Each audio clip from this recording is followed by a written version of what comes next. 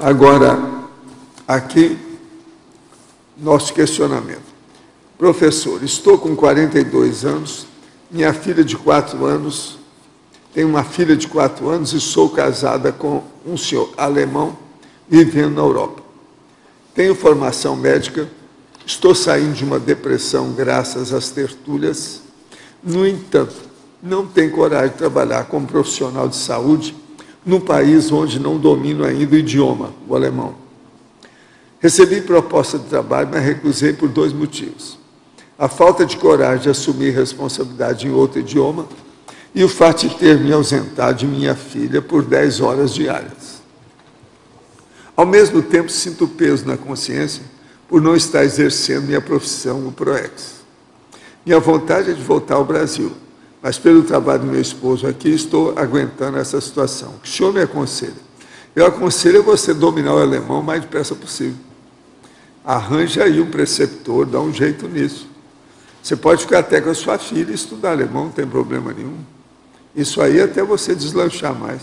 A gente não deve ficar num país sem dominar o idioma. Isso é bobagem, né? Não vale a pena, não. Professor, há algum tempo atrás, o senhor disse que o Hércules Galó já era uma consciência forte o suficiente para um duelo energético.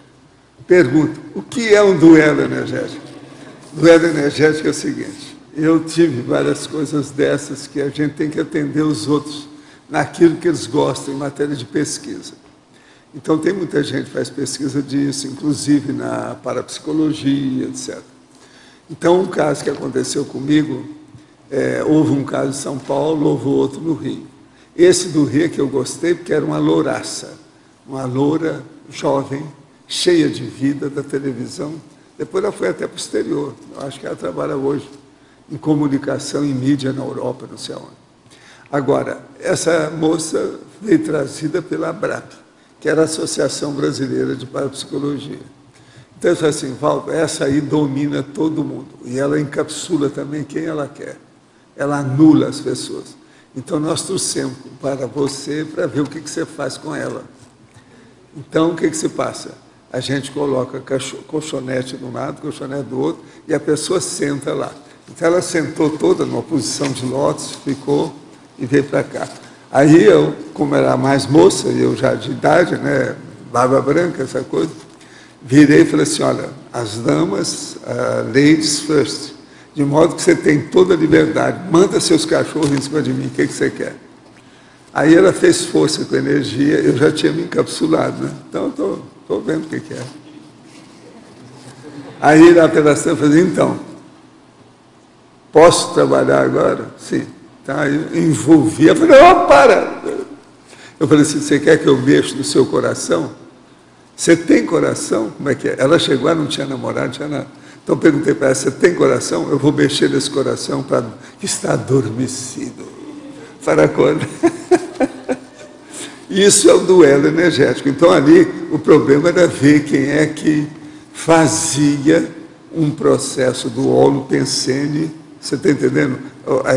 O energossoma funcionar de tal maneira que a holosfera vai ser dominada, um domina o outro.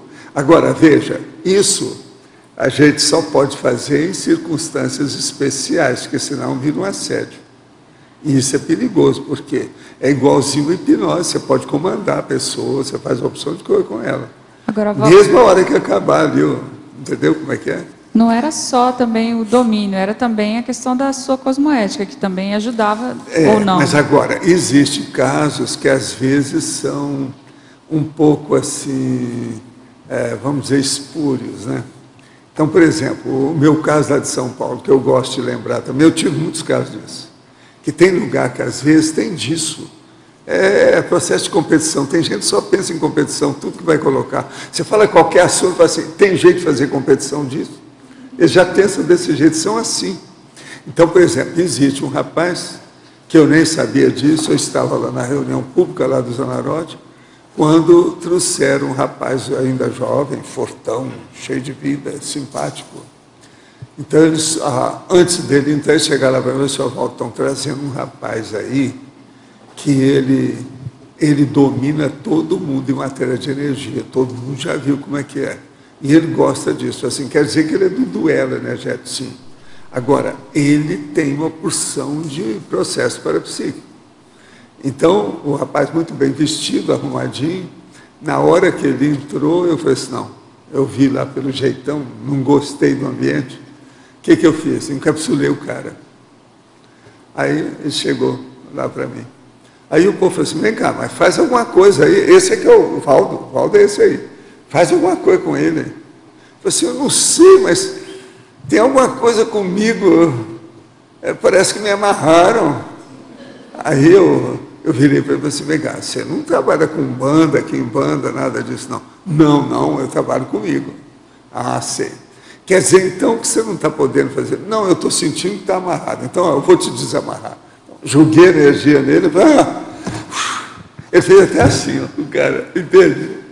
Agora, ele tinha-se um pouco de, vamos dizer, processo assim de domínio, concorrência, demonstração pública, era um pouco espúrio. Por isso que é que eu mexi com o negócio. Agora, mexi com ele e fui ver, ele não era bobo.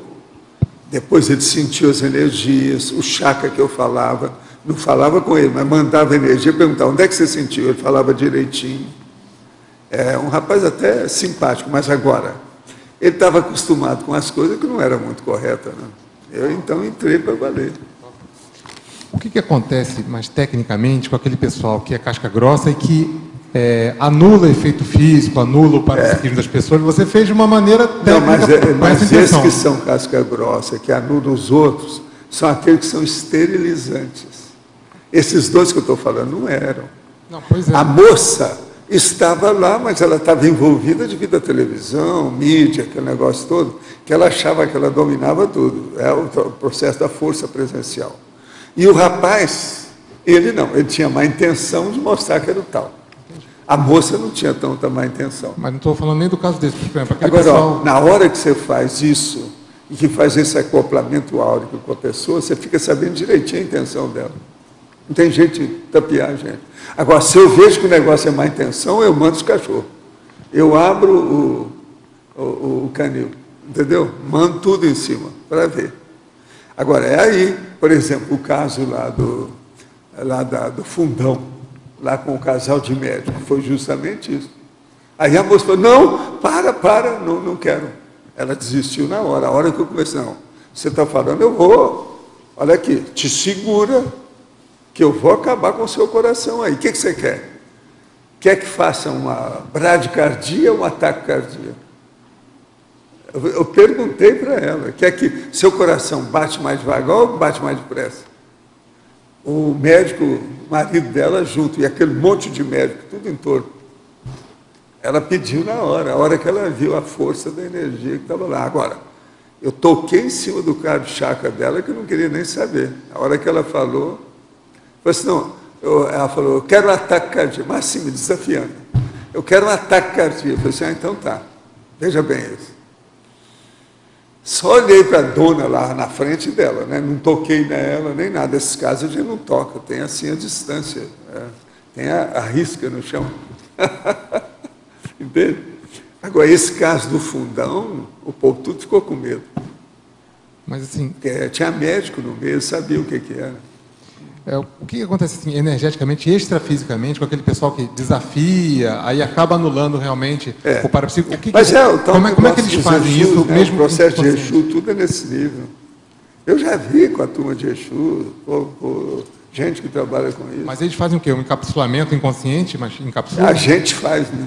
É o meu caso. Eu faço antes. Se eu não faço da pessoa, eu faço o meu. Aí anula do mesmo jeito. Ou se anulando, não, anulando aqui, tudo no fim é a mesma coisa. Mas o que ocorre é o encapsulamento, então, também com eles, né?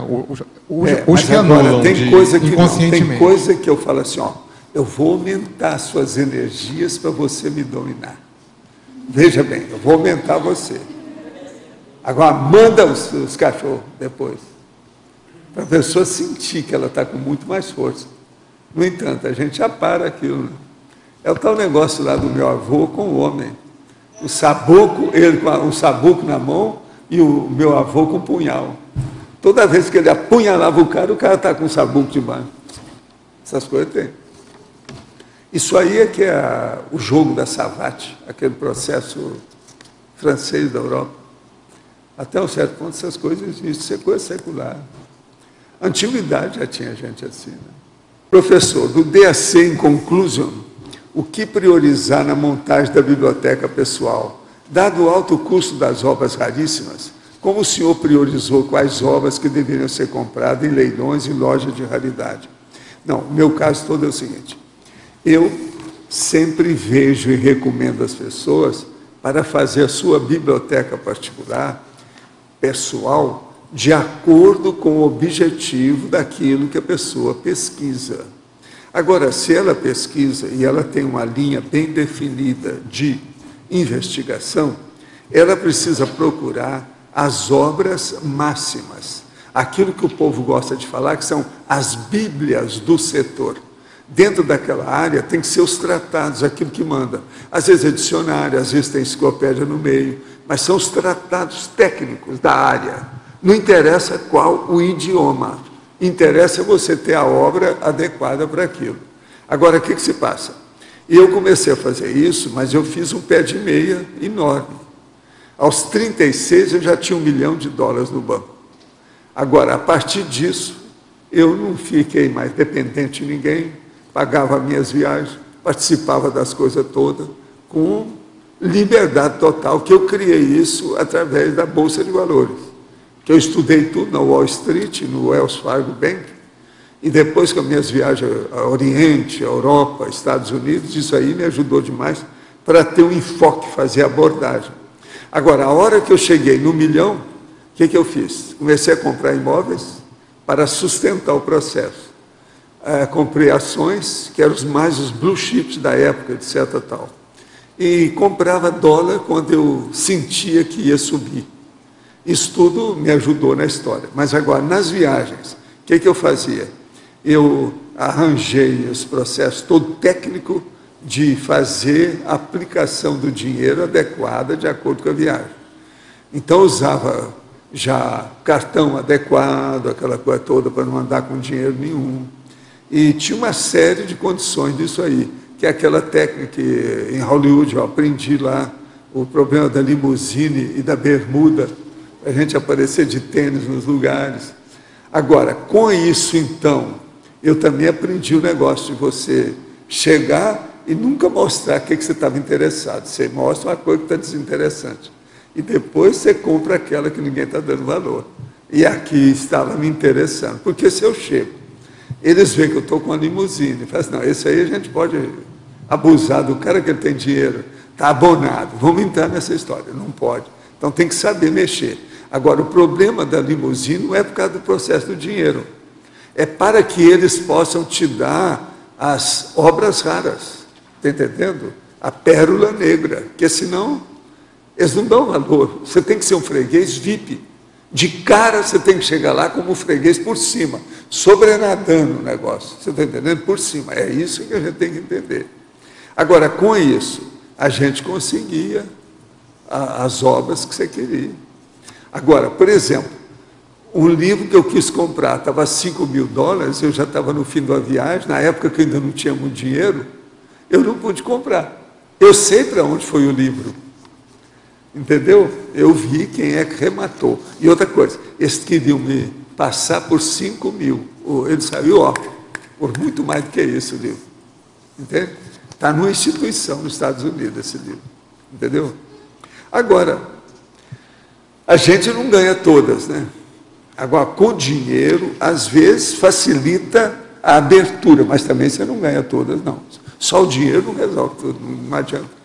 Às vezes, um contato que você tem, você está doido por causa daquela obra, você está querendo comprar, dá os tubos para aquilo. Chega uma pessoa, viu que ela é sua amiga, uma coisa qualquer, viu o seu interesse e viu o alcance da sua pesquisa, ele chega e traz a obra e te dá. Tudo isso já aconteceu comigo. Aí tem obra que vale uma nota. E tem umas que eu comprei, outras eu ganhei. Essas coisas todas tem. Então, o processo é criar um ambiente favorável para isso. Agora, quando você nota que você tem know-how sobre o que está se investigando, a coisa muda de figura. Que aí eles vão ver que você não é bobo, que você é um expert na história. Então, isso dá um valor para as coisas todas. Isso pode ser em comics, pode ser em dicionário, pode ser em obras raras, pode ser em leilão, pode ser de tudo. Esse me ajuda muito. Eu também acho que isso aí pesa muito na balança. Foi assim que eu vi, né, que essas coisas existiam. Que eu nunca pensei nesse negócio de ter um Holopensene de bibliografia, isso é uma loucura. Foi com o tempo que eu vi. Agora, eu só descobri isso na década de 70. Antes disso, eu não consegui, não. Eu já tinha uns 50 anos já na ocasião. Entendeu? E eu via que eu tinha facilidade, mas nunca tinha pensado numa coisa dessa. Aí eu, um dia, vendo a situação toda, aquele negócio chovendo, aquilo que eles falam, chovendo na minha horta, não é assim que eles falam? Os livros estavam chovendo na minha horta, eu falei assim, não, isso tem alguma coisa. Aí eu cheguei e comecei a conversar com os amparadores para ver, eu falei, não, você tem, o processo é do passado. Há mesmo umas raízes dentro do processo do holopensene da pessoa, nessas coisas todas. Professor, o holopensene bibliofílico pode ter níveis. Pode. Então, como que a gente começa a pesquisar os indícios, no caso pessoal, do holopensene bibliofílico? Quais são as dicas aí? Para ver se ele se insinua, como é que é? O que a gente pode ver? Olha, o problema todo aí, no caso, é você ver se tem facilidade das coisas chegarem à sua mão.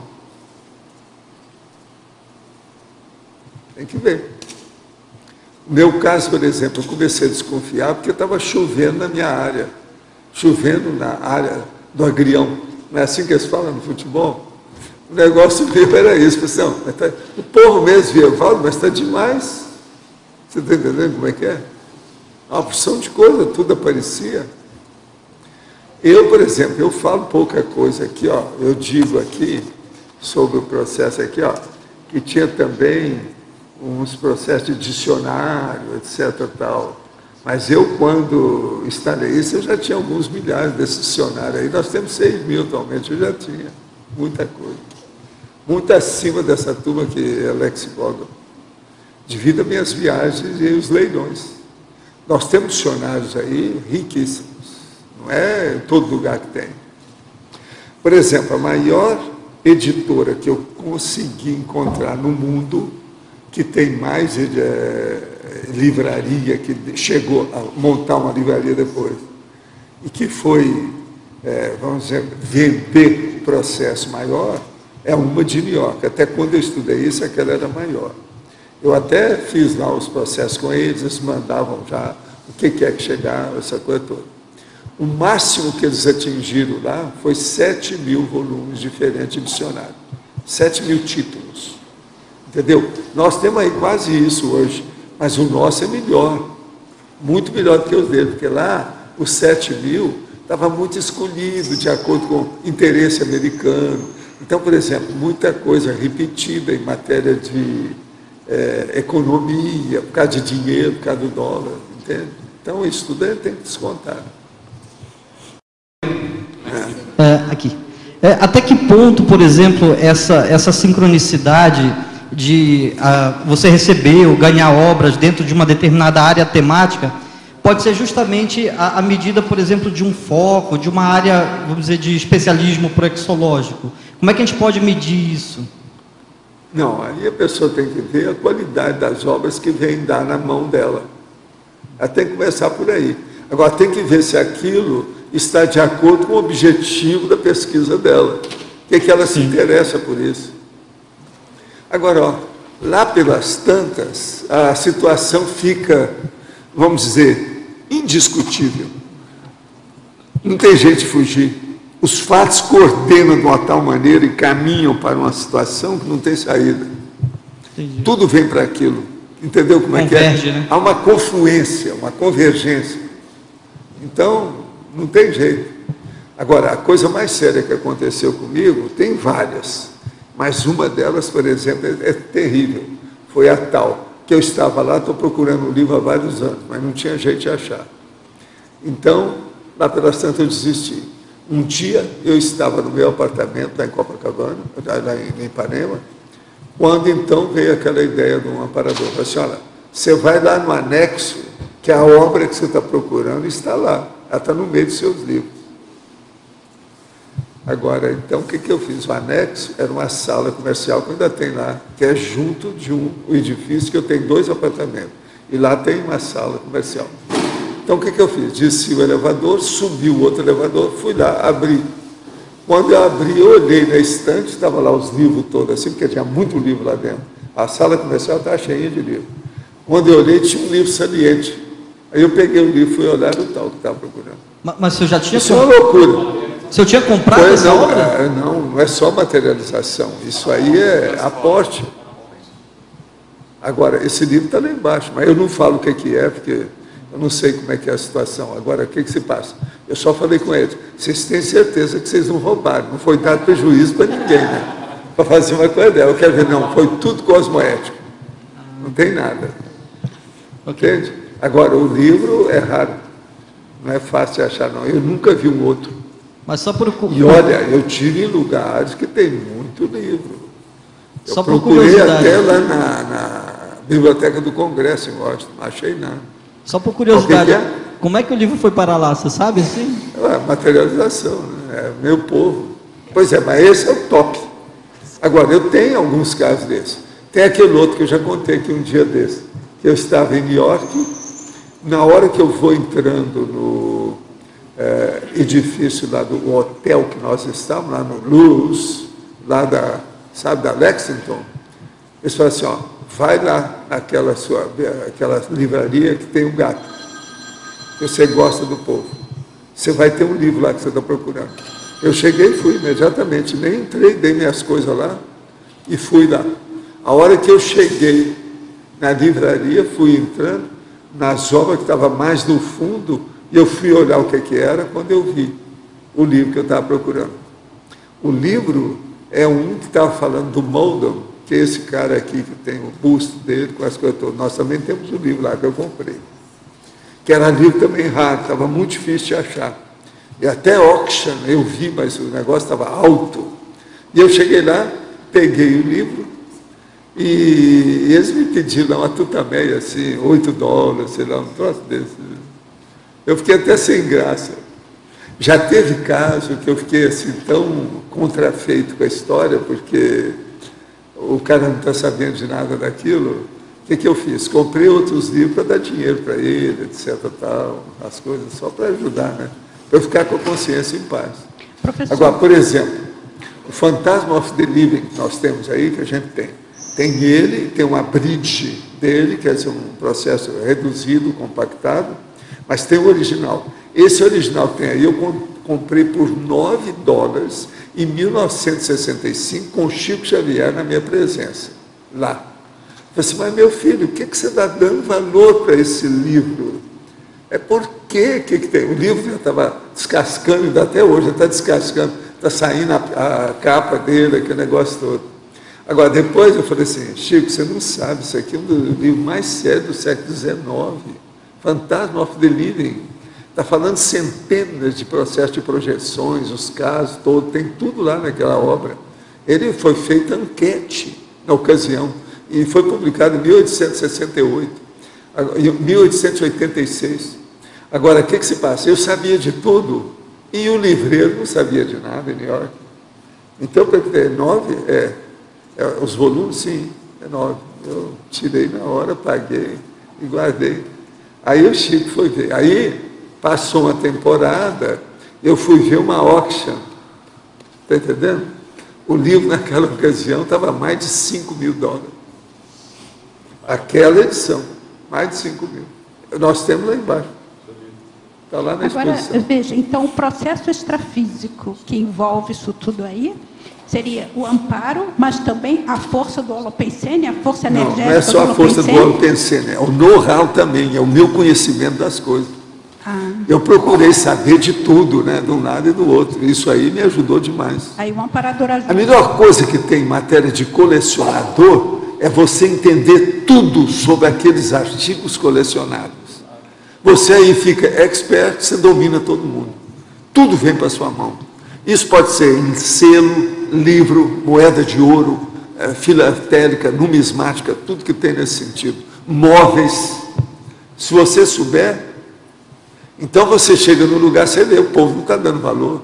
Há pouco tempo eles fizeram isso com umas obras de artista brasileiro, né? Acharam uma exposição, ninguém deu valor. Eles não sabiam o que era. Tem muito disso, entende? Tem que ser, o expert. O negócio todo é esse.